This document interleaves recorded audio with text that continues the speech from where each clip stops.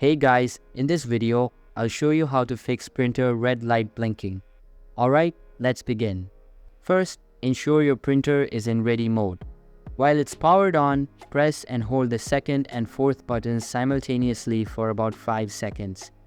This action will initiate a reset process.